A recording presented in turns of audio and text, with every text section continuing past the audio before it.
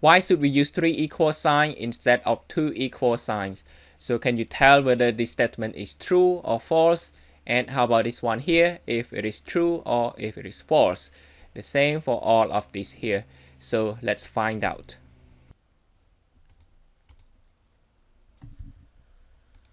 Let's quickly run the file. So the first one here is true, that because using the double equal sign, it automatically convert the type if required. So that here you can see it's true, and it is recommended to use the triple equal sign as this array here is not equal to this number. The same for all of this. This is true and this is false. Empty array, this is true, this is false.